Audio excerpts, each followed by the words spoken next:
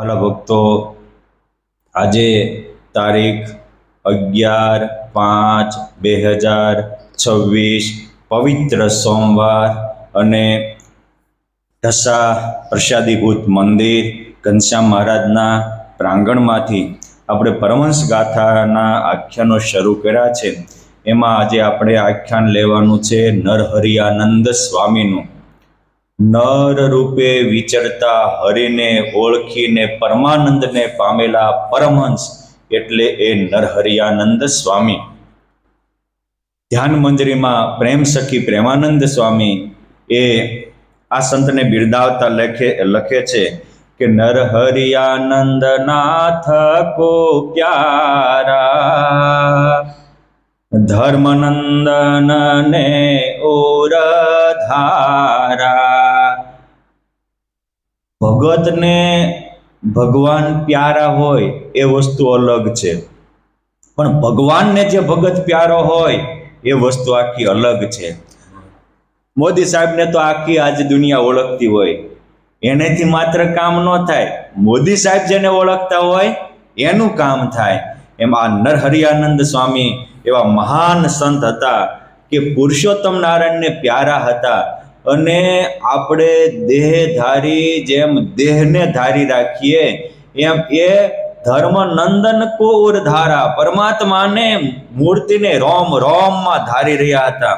એટલે અમારા નિષ્કુળાનંદ સ્વામીએ કહ્યું કે સુગંધ રહે છે જેમ શ્રીખંડમાં અને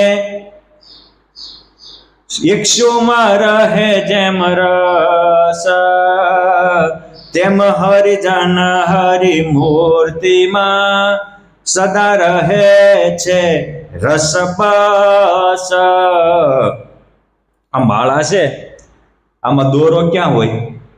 બટુક દાદા બધે હોય. શેરડીમાં રહ ક્યાં હોય? બારો ફરવાઈ ગયો હોય, હિમાલયની યાત્રા કરવાઈ ગયો હોય, શેરડીનો રહ કે મલપાસ હોય? દેખાતો નથી તોય છે. પુષ્પમાં સુગંધ દેખાય અક્ષયભાઈ? છે.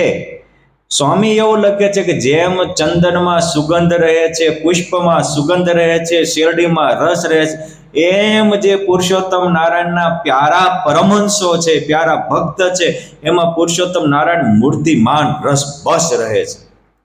એ એકબીજા જેમ દૂધમાં હાકર ઓગળી જાય એમ એ ભગવાનમાં ઓગળી જાય છે.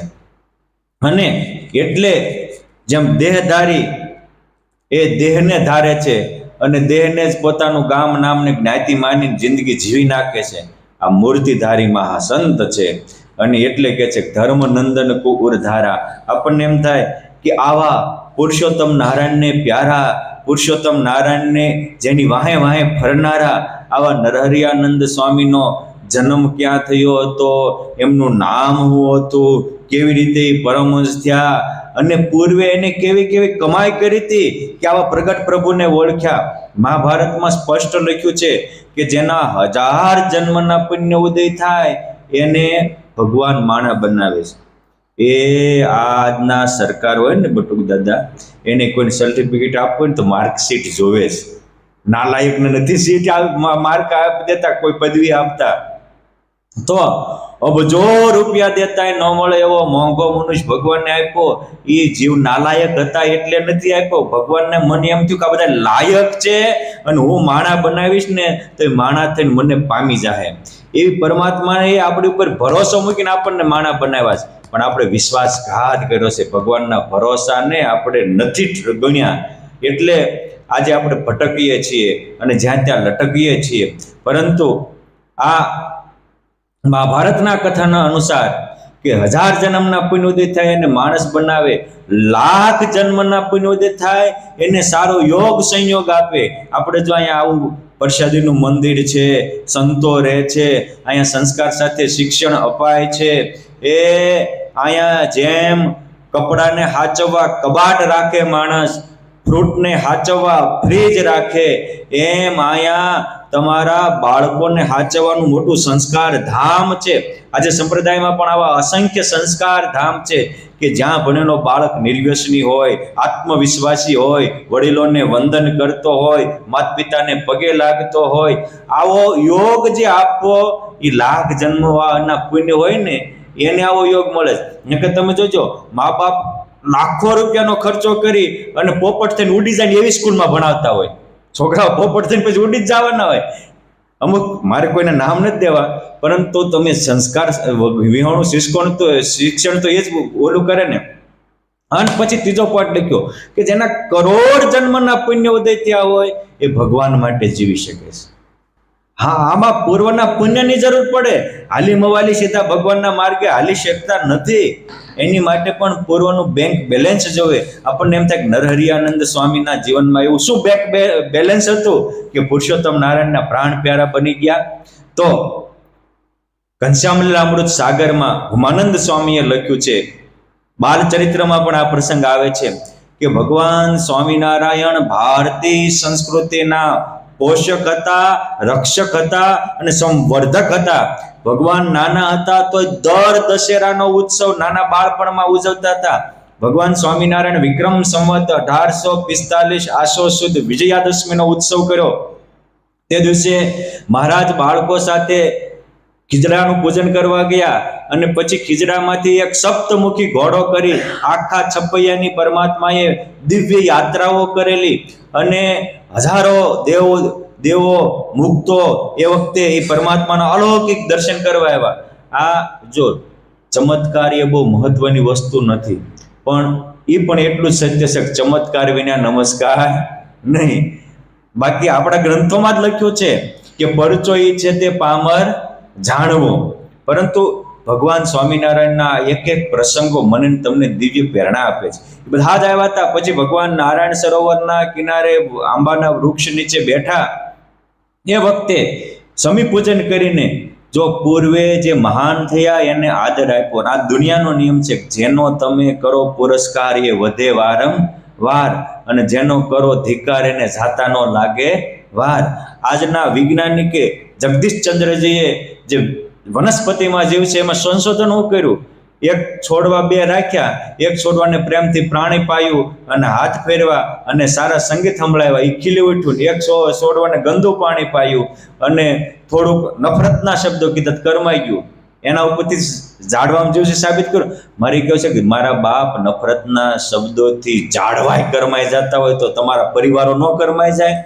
માટે જેની વાણી મીઠી એની સર્વત્ર ચાલે ચિઠ્ઠી, અને જેની વાણીમાં વરસે ઝેર એને હૌથી થાય વેર. એટલે ભગવાન સ્વામિનારાયણ શિક્ષાપત્રમાં સ્પષ્ટ કીધું કે એક ગાયનું દાન ન દેવું અને બીજું પોતાની પરણેલી પત્નીનું દાન ન દેવું. પણ અમુક તો એટલા બધા ઉતાવળા હોય ને કે રોજની હો ગાયનું દાન દેતા હોય.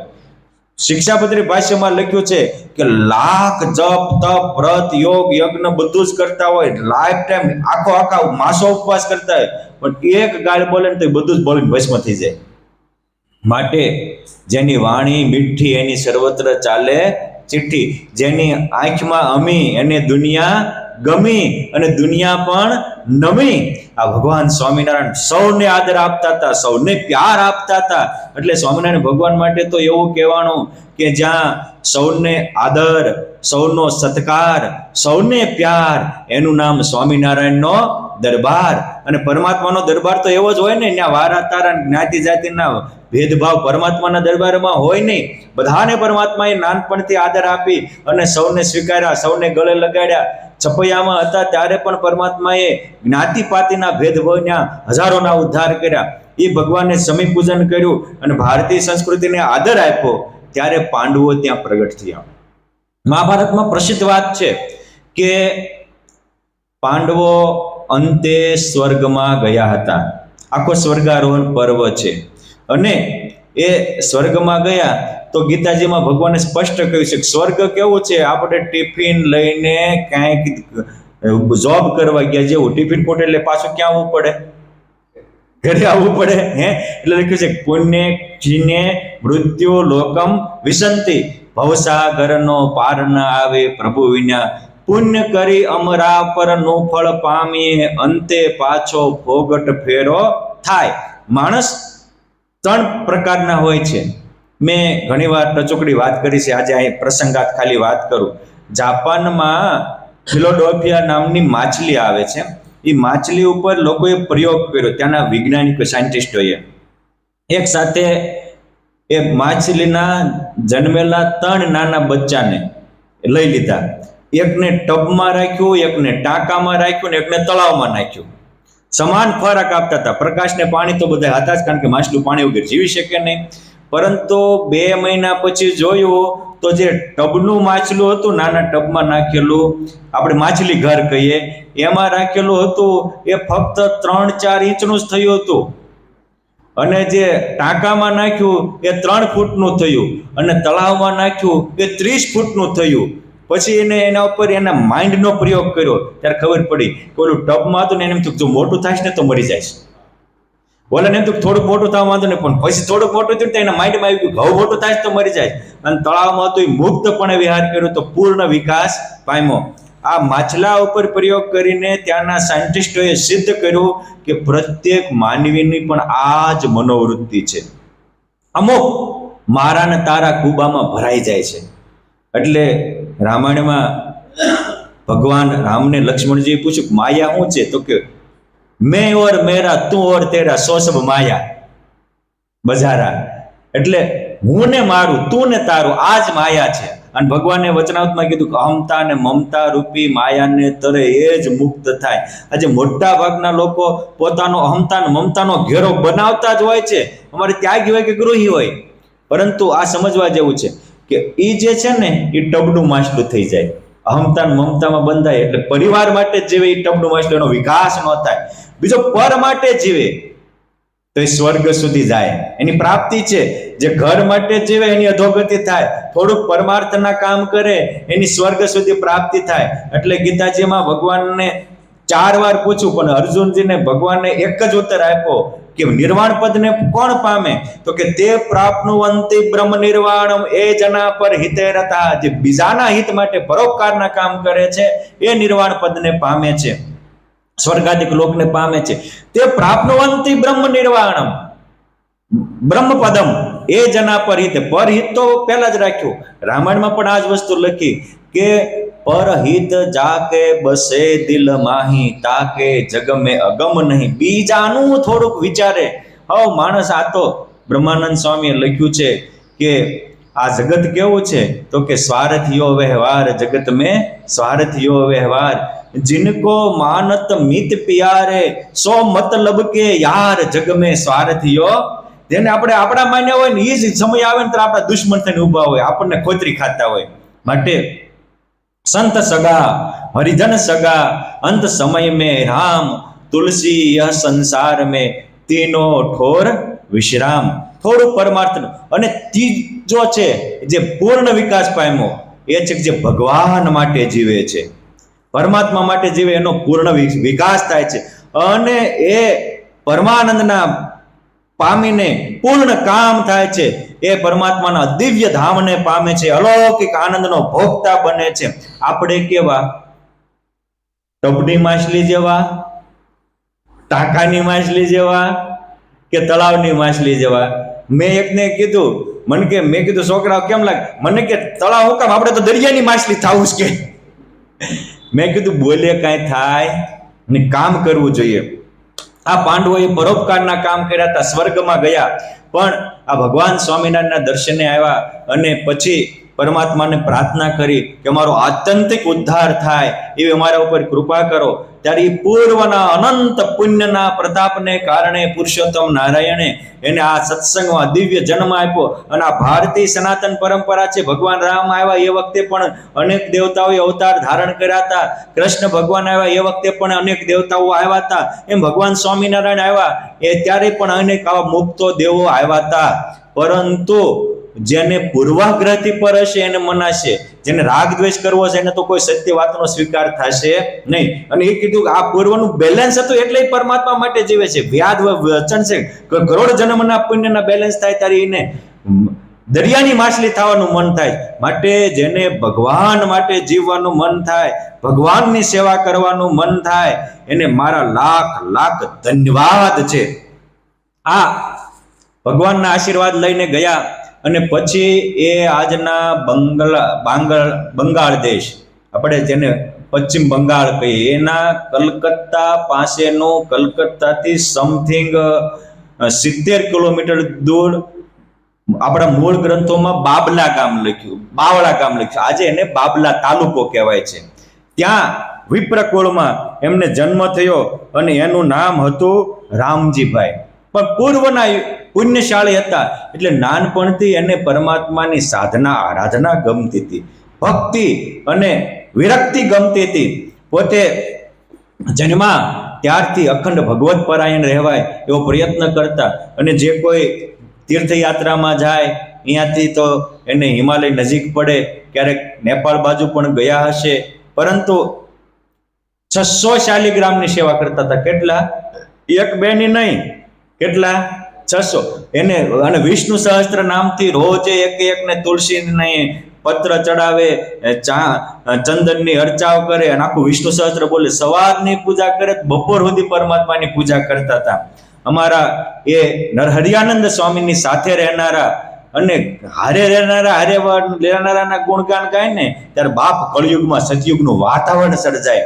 એ માધવાનંદ સ્વામી પોતાનો અપ્રસિદ્ધ ગ્રંથ છે હરિકૃષ્ણ ચરિત્રામૃત સાગર, એના 71માં તરંગમાં લખે છે કે દેશ બંગાળે બાવળા ગામ, ત્યાં દ્વિજ છે રામજી નામ, કરે કૃષ્ણ ઉપાસના સારી, પૂજ શાલિગ્રામ 600 ભારી. 600 શાલિગ્રામ ને પૂજતા હતા અને અખંડ કૃષ્ણ કૃષ્ણ કૃષ્ણ, કારણ કે વિષ્ણુ સહસ્ત્ર છે એ કૃષ્ણ ભગવાનની ભીષ્મ પિતાએ કરેલી છેલ્લી સ્તુતિ છે.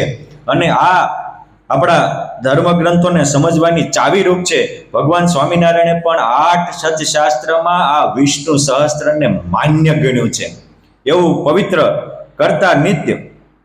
અને જેને જ્યાં શ્રદ્ધા હોય ત્યાં ચમત્કાર થાય, શ્રદ્ધા હોય ત્યાં સર્જન થાય. શ્રદ્ધા બહુ મોટી શક્તિ છે. માણસને અસત્યમાં શ્રદ્ધા છે એટલી સત્યમાં નથી, ખોટાનો વિશ્વાસ છે એટલો હાચાનો નથી, સંસાર માટે જીવે એટલો સત્સંગ માટે જીવતો નથી, પૈસા માટે પાગલ થાય એનો ભાગનો પરમાત્મા માટે પાગલ થતો નથી. થાય તો ગળો પાર થઈ જાય. આ નાનપણથી આ ઇતિહાસમાં જેના નામ દર્જ થયા છે એવા મહાપુરુષોની આ વિશેષતા છે. નિત્ય નવી શ્રદ્ધા, નિત્ય નવી ભક્તિ, નિત્ય નવો પ્રભુને પામવાનો આનંદ. અનેક દેવી જનોના દિલમાંથી એને જોઈને સહજ આશીર્વાદની સરવાણી નીકળતી હતી. મારા બાપ એ કોઈની દુઆ ન લ્યો તો કાંઈ નહીં, પણ કોઈનો દ્રોહ તો ન જ કરતા. આપણને જોઈને, એ અમે ત્યાગી હોય કે ગ્રહી હોય, પણ એને જોઈને કે ભાઈ આનું તો કોઈ ઠેકાણું નહીં, એટલે આપણું ઠેકાણું પડી જાય. અને કે એની જેવો તો દુનિયામાં માણા મળે નહીં. આટલું જો થઈ જાય ને, બીજાને જોઈને એમ થાય કે માણા હારો છે, એમાં ભગવાન કે સંતના દિલમાં થઈ ગયું કાં તો બહુ હારો છે. આપણે નો રીતે હારા થઈ જાય, આપણા દોષો આપોઆપ વહી જાય. અને આટલી સેવા પૂજા ભક્તિ કરે, વિષ્ણુ સહસ્ત્રનો પાઠ કરે, તોય બધા પ્રત્યે સદભાવ છે. આપણી ભારતીય સંસ્કૃતિના સદ્ધર્મનો પહેલો પાયો જ સદભાવ છે. ઘણીક વાર માણસ પોતે કંઈક એક જગ્યાએ પૂજા સેવા કરતા હોય ને, પછી કમ્ફર્ટ ઝોનમાં બંધાઈ ગયા હોય, અને મારે બંધાઈ ગયા એમ કહેવું એને કરતા અમુક એવા તથાકથિત ગુરુએ બાંધી દીધા હોય, એવા તથાકથિત ગુરુઓએ એના એવા ચેલકાઓ તૈયાર કરી દીધા હોય. એ કાંઈ ન બોલે, પણ ચેલકાઓ પણ છટકવા ન દે. એ રાજદી એમ જ કરતા હોય કે આપણા ગુરુ એ તો સર્વાંગી છે, હવે બીજે ક્યાંય જવાની જરૂર નથી. અને તપાસો ને તો ખબર પડે કે બોલેશ કાંઈ ને કરેશ કાંઈ. માટે આ એવા નહોતા. કહેવાનું આટલી સેવા પૂજા કરતા હતા એને બધા, તો પણ બધા સંત પ્રત્યે સદભાવ હતો, પ્રેમ ભાવ હતો. યાદ રાખજો, જેને ખરેખર જે ભગવાનનો હોય ને એને ભગવાનના બધા પ્રત્યે આદર થાય જ, તો જ ભગવાનનો કહેવાય. બાકી ભગવાનનો હોય ને ભગવાનના બીજા પ્રત્યે આદર ન હોય ને તો એ ભગવાનનો જ નથી, એ વ્યક્તિનો થઈ ગયો છે. બાકી અમારા આધારાનંદ સ્વામી લખે છે કે સ્વામી નારાયણ લેવત નામા તાકો માનું અક્ષરધામા, અને પરાવાણી વચનામૃતમાં પુરુષોત્તમ નારાયણ લોયાના સંતર્મમાં બોલ્યા કે તુલસીદાસજી પરમાત્માને પામેલા પરમહંસ હતા. તો એ કહેતા હતા કે તુલસી જાકે મુખન સે ભૂલે નિકસે રામ તાકે પગ કી પાનિયા મેરે તન કે ચામ.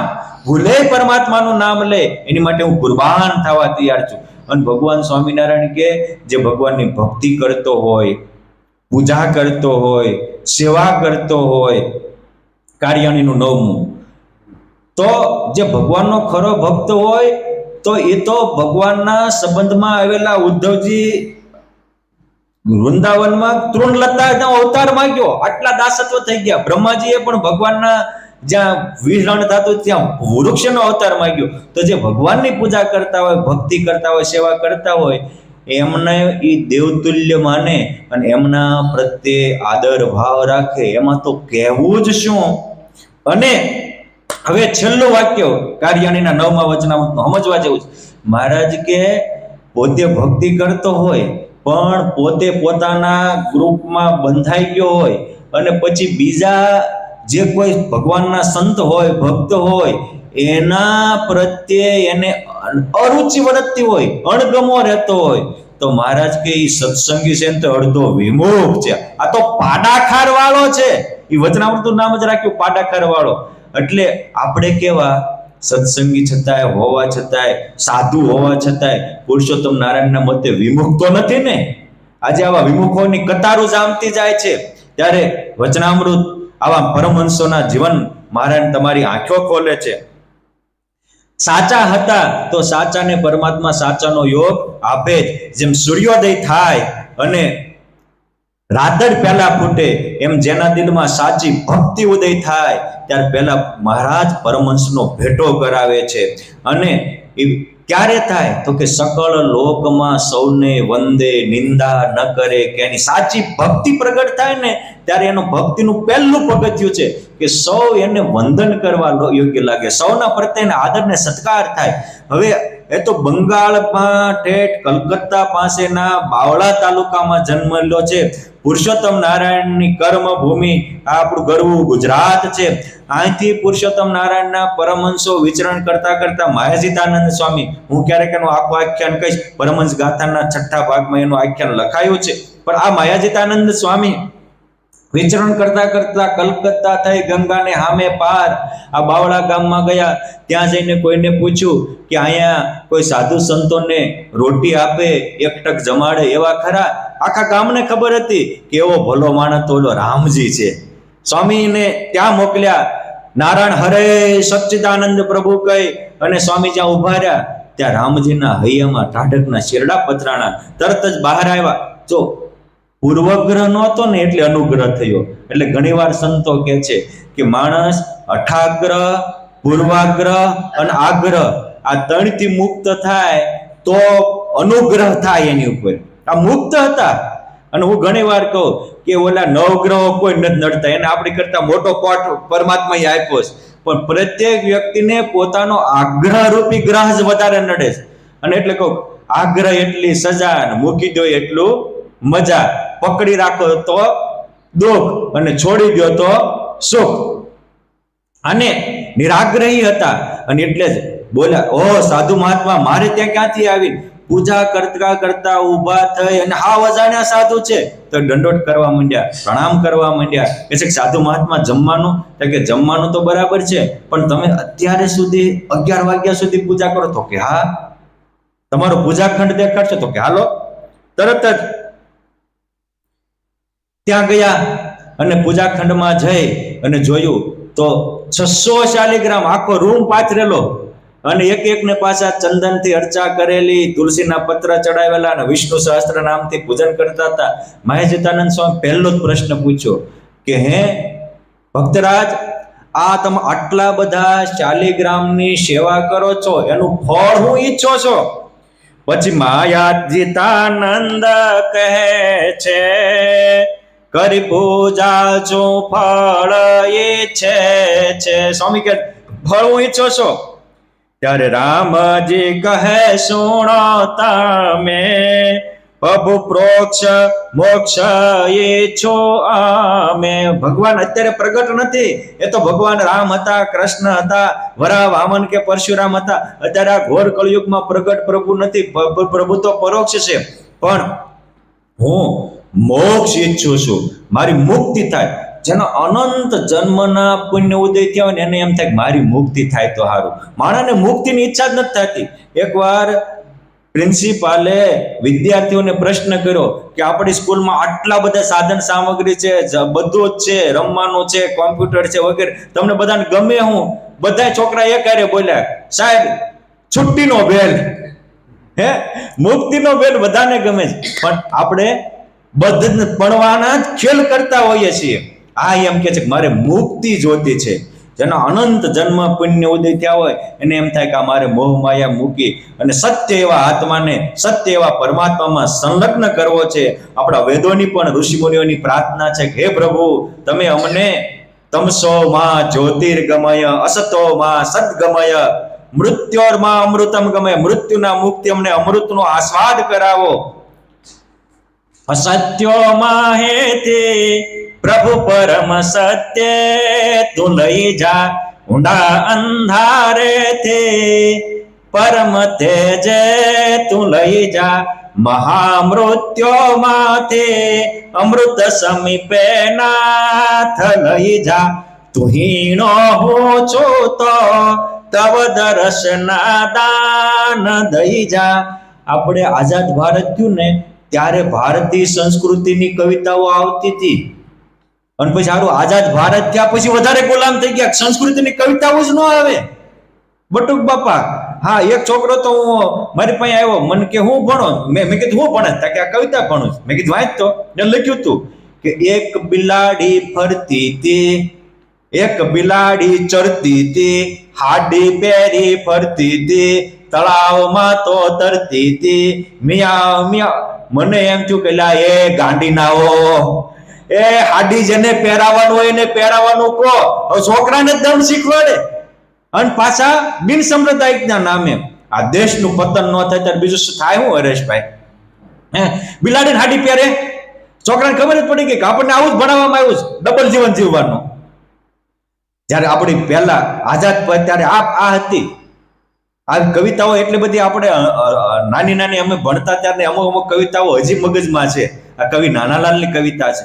વેદોનો સાર આવતો હતો, અને જ્યાં સુધી ભારતીય શિક્ષણમાં આપણા વેદો ઉપનિષદોના મંત્ર નહીં આવે, માતૃદેવો ભવ પિતૃદેવો ભવ સત્યમ વદ ધર્મમ ચર, અભ્યાસાત માં પ્રમિદવ્યતગમ, અભ્યાસ પ્રવચનાભ્યામ માં પ્રમિદવ્યત.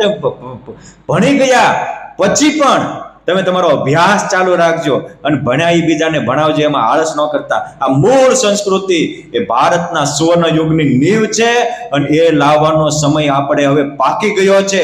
ભગવાન સ્વામિનારાયણે કરુણા કરી અને મોટા સંતોમાં પ્રેરણા કરીને એ પુનઃ ભારતીય સંસ્કૃતિની જાગૃતિ માટે જ સ્વામિનારાયણ સંપ્રદાયમાં ગુરુકુલોની સ્થાપના થઈ. આજે તો લગભગ બીજા બધા ધર્મોમાં, જૈન ધર્મોમાં કે બીજા બધા ધર્મોમાં પણ ગુરુકુલો થવા માંડ્યા, પણ ભગવાનને વૈદિક ધર્મ સ્વામિનારાયણ સંપ્રદાયનો પુનઃ ભગવાનને થાપ્યો હતો, એટલે એની આરંભ પણ ભગવાને આ સંપ્રદાયના મહાપુરુષો દ્વારા કરાવેલો છે. આ કે છે કે ઈચ્છે છે શું? ત્યારે કે છે કે મારે પ્રગટ પ્રભુનું કામ છે, મારે મોક્ષ જોતો છે.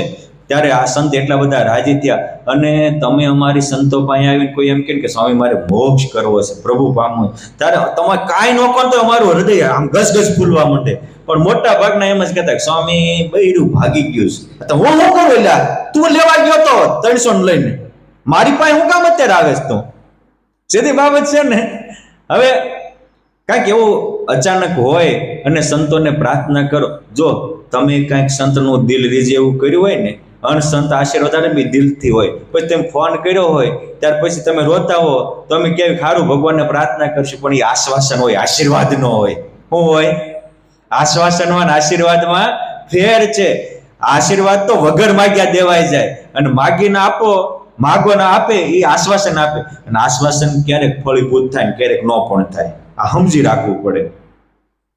આ મહેશિતાનંદ સ્વામી કહે છે કે એવું પ્રભુને ઈચ્છે છો, મોક્ષ ઈચ્છે છો? સાંભળ, જે ભગવાન રામ થયા, જે ભગવાન શ્યામ થયા, એ જ ભગવાન આજે છપૈયામાં ઘનશ્યામ રૂપે પ્રગટ થયા છે. અને એ પુરુષોત્તમ નારાયણ ચાકડીના ચટકે હજારોને સમાધિઓ કરાવે છે, અનેકને મુક્તિના દ્વાર ખોલી દે છે. આજે અમારી જેવા એ પુરુષોત્તમ નારાયણના સ્ત્રી ધનના ત્યાગી હજારો લોકો ધરતી ઉપર ફરે છે, અને તમારી જેવાને પ્રગટ પ્રભુનું જ્ઞાન દે છે. માટે એ પ્રગટ પ્રભુનું ધ્યાન કરો. એનું નામ સ્વામિનારાયણ. એવું સ્વામિનારાયણ, સ્વામિનારાયણ નામ સાર લેતા થયા કાંઈક ના ઉદ્ધાર. આમ જ્યાં નામ લીધું ત્યાં એને પૂજામાં 600 શાલિગ્રામમાંથી પ્રકાશનો પુંજ પધરાણો, અને એક ઘડી સુધી રામજીને અલૌકિક અનુભવ થયો. એને એમ થઈ ગયું કે આહા, હું મારા લાઈફ ટાઈમમાં આ છેલ્લા જન્મ્યા પછીનો સમજણો થયો ત્યારથી આ 20 વર્ષથી પૂજા કરું છું, અને કોઈ નહોતું, ને સ્વામિનારાયણનું નામ લીધું પ્રકાશ થયો. માટે ચોક્કસ પ્રગટ પ્રભુ હોવા જોઈએ. યોગ સમ્રાટ ગોપાલાનંદ સ્વામીએ અમે એમના જીવનમાં પણ લખ્યું છે, એમાં પુરુષોત્તમ નારાયણના અસાધારણ 13 લક્ષણ લખ્યા. એમાં આ લખ્યું છે કે સત્સંગી હોય કે બિન સત્સંગી હોય, પણ જેનું નામ સાંભળે ત્યાં સામે પ્રકાશ પથરાય, એ પુરુષોત્તમ નારાયણનું અસાધારણ લક્ષણ છે. આ ભગવાન સ્વામિનારાયણે એને અલૌકિક અનુભૂતિ આપી. પછી તો એમને મહેશિતાનંદ સ્વામીને જમાડ્યા. સ્વામી તો જમી અને ત્યાંથી વિદાય થયા, પણ આના દિલમાં દીવો પ્રગટાવતા ગયા, અંતર જ્યોત પ્રગટાવી. એને મનમાં એક જ થાય કે જેનું નામ લેતા પ્રકાશ થાય એ ચોક્કસ પરબ્રહ્મ હોવા જોઈએ. તો આ ભગવાન કે મોટા સંત હોવા એ મહત્વનું નથી, એની ઓળખાણ હોવી મહત્વની છે. અને આપણને ભગવાન કે મોટા સંત કઈક શાંતિ આપે થાય એ મહત્વનું નથી, એને પકડી રાખવું એ મહત્વનું છે. ઘણી વાર આપણને પણ ભગવાન કે સંતની વાત સાંભળતા કઈક અંતરમાં ચલહ પલહ તો થાય જ, પણ બહાર નીકળવીને ત્યાં પાછું બધું હતું એનું એ થઈ જાય. આ તરત જ એના પરિવારજનોને બધી સેવા પૂજા સોંપી અને એકલો હાલી નીકળ્યો. તો આ એક સદવિચાર કે ભગવાન હોવા જોઈએ, નકર આવું કામ થાય નહીં. અને પછી તો મુખમાં ભગવાનનું નામ અને હૈયે હરિવરને પામવાની હામ, ફરતા ફરતા જ્યાં રાત પડે ત્યાં રાતવાસો કરે, અને ભગવાનના નામ લીધું, અને એક વાર પરમાત્માને પંથે ચાલો, પરમાત્મા બધા રસ્તા ખોલી દેવા તૈયાર છે. એક વાર ભગવાનના મુખથી નામ લો, આખું દુનિયા આપણું નામ લેતું કરી દે એવા આપણને સમર્થ બનાવવા પરમાત્મા તૈયાર છે. આપણે તૈયાર થવાની જરૂર છે. આ રામજી વિપ્ર તૈયાર થયો, ભગવાન સ્વામિનારાયણ દિવ્ય રૂપે એની હારે રહ્યા, અને જ્યાં જ્યાં રાત પડે ત્યારે એની ચરણ ચંપી પરમાત્મા કરે, એને ટાઈમે ટાઈમે ખાવાનું ભગવાન આપે, ભોજન ભગવાન આપે. આવી રીતે ભગવાન એની સાથે ચાલતા 2 મહિના સુધી હારે રહ્યા. ત્યાંથી હાલવાનું, સ્વામી બધી નદીઓમાં નાહવાનું, અને પળે પળે પરમાત્મા રક્ષા કરતા, પોષણ કરતા. ગુજરાતમાં આવ્યા, ગુજરાતમાં ગઢપુર આવ્યા, ત્યાં પૂછ્યું પરમાત્મા ક્યાં? તો કે ભગવાન તો અત્યારે ભુજ વિચરે છે. તરત જ ભગવાનનું નામ લેતા લેતા ઠેઠ ભુજ ગયા. ભુજમાં જઈ અને કોકને પૂછ્યું કે ભગવાન ક્યાં? તો કે સુંદરજીભાઈ સુતારના ઘરે. આજે જે ભુજમાં જૂનું સ્મૃતિ મંદિર છે એની સામે જ એ સુંદરજીભાઈ સુતારનું ઘર છે. એ હમીર સરોવરના કાંઠે વડલો, એ વડલામાંથી હજારો ભૂતોનો મુક્તાનંદ સ્વામી ઉદ્ધાર કર્યો, તો એ વડલો પણ છે અને આ ઘર પણ છે.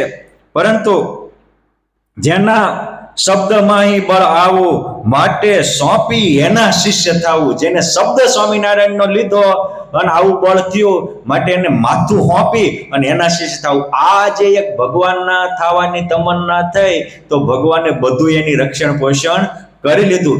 એકવાર આપણે ચિંતા છોડીને પરમાત્માની થવાની જરૂર છે.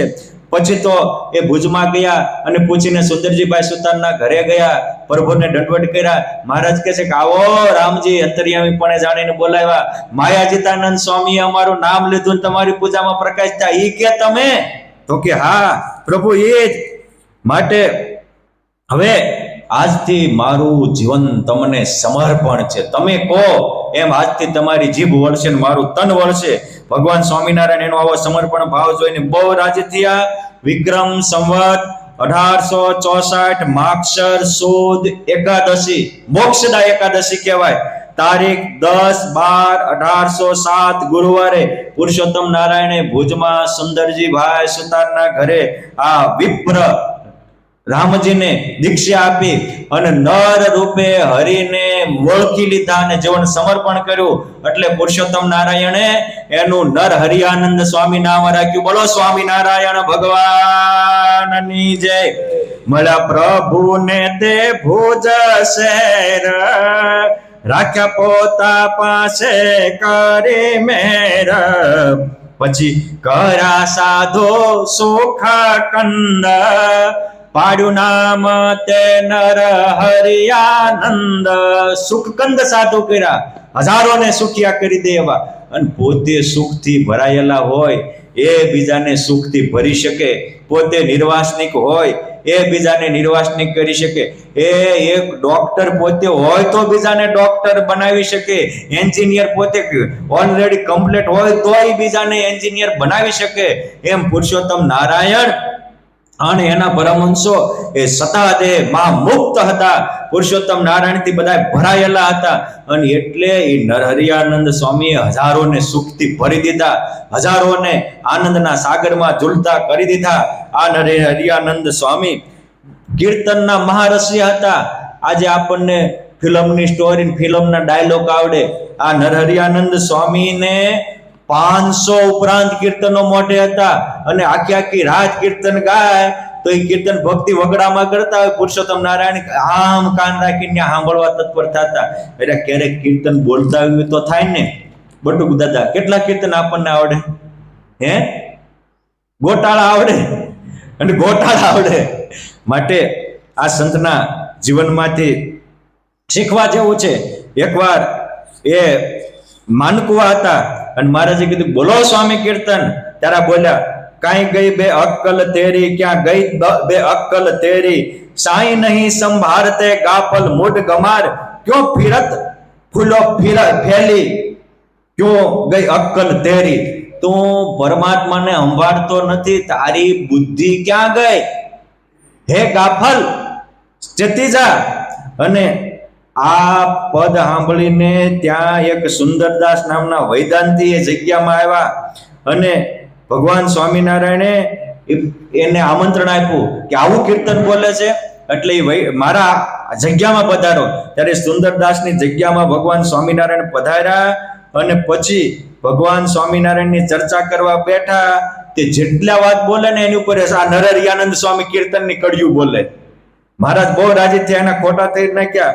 પછી એ સુંદરદાસ વૈરાગી જે આમ ભગવાનના સ્વામિનારાયણના શરીર ઉપર હાથ ફેરવો, એવો અલૌકિક અનુભવ થયો. સમાધિ થઈ ગઈ. જાગીને કહે છે કે આ ખરેખર આ પ્રગટ પરબ્રહ્મ પુરુષોત્તમ નારાયણ છે. અને પછી એ સુંદરદાસ વૈરાગી પણ પુરુષોત્તમ નારાયણના મહાન ભક્ત બની ગયા. આ રીતે નરહરિયાનંદ સ્વામી સારા ગાયક હતા, સારા સ્વભાવના હતા, ભજનાનંદી હતા અને અનેકને ભગવાનમાં જોડનારા મહાસંત હતા. આ સંતનું વિશેષ આખ્યાન આપણે આવતીકાલે લઈશું. બોલો શ્રી સ્વામિનારાયણ ભગવાનની જય.